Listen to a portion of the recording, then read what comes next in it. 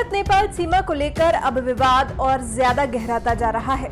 रक्षा मंत्री राजनाथ सिंह ने कैलाश मानसरोवर की यात्रा पर जाने वाले तीर्थयात्रियों के लिए धारचूला से लिपुलेख के बीच बने सड़क मार्ग का उद्घाटन किया तो नेपाल ने इसे अपनी सीमा बता दिया, जिस पर भारत ने अपना रुख साफ किया। तो अब नेपाल ने लिपुलेख, कालापानी, लिपियाधुरा के साथ अपने देश का एक नया नक्शा जारी कर दिया है, जिससे भारत को ऐतराज है। लेकिन भारत का मानना है कि अभी तक दोनों देशों के बीच में अच्छे संबंध थे।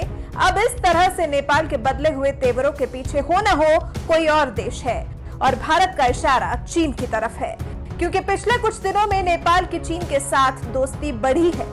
अब जब विवाद गहरा ही गया है तो नेपाल के प्रधानमंत्री केपी शर्मा ओली के एक और बयान से अब विवाद और ज्यादा बड़ा हो गया है। दरअसल नेपाल के प्रधानमंत्री ने भारत के राज चिन्ह सत्यमेव जयते पर सवाल उठा दिए हैं। कहा है कि भारत के राज चिन्ह में सत्यमेव जयते लिखा हुआ है या सिंहमेव जयते।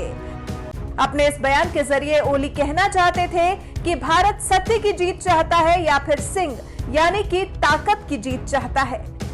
नेपाल के प्रधानमंत्री ने कहा कि सत्यमेव जयते होगा। यहाँ ओली कहना चाहते थे कि भारत सत्य के बल पर नहीं बल्कि ताकत के बल पर नेपाल के इलाकों पर अपनी जोर आजमाइश करना चाहता है। इसके अलावा ओली ने चीन को लेकर भी अपनी स्थिति साफ की है। ओली ने संसद में बताया कि नेपाल सिर्फ अपनी जमीन पर दावा कर रहा है। हमारी सरकार केवल देश के लोगों की भावनाओं का प्रतिनिधित्व कर रही है। हमने किसी के दबाव में आकर भारत के साथ ये मुद्दा नहीं उठाया है। ओली का कहना है कि कालापानी, लिपियाधुरा और लिपुलेख हमारा है, हम इसे वापस लेकर रहेंगे। ओली ने भारत पर आरोप लगाया कि भारत ने इन जगहों पर अपनी सेनाओं को रखकर उसे विवादित इलाका बना दिया है। नेपाल ने भारत के खिलाफ जब इस मुद्दे को तूल दिया था तो भारत ने साफ कह दिया था कि उत्तराखंड के पिथौरागढ़ जिले में हाल ही में बनी रोड पूरी तरह से भारत के इलाके में आती है। बस इसी बात से नेपाल बौखला गया है और भारत से दुश्मनी मोल लेने का मन बना बैठा है। तभी तो सिंहमेव के कथन के जरिए भारत पर सत्य की जगह ताकत दिखाने का आरोप लगा रहा है।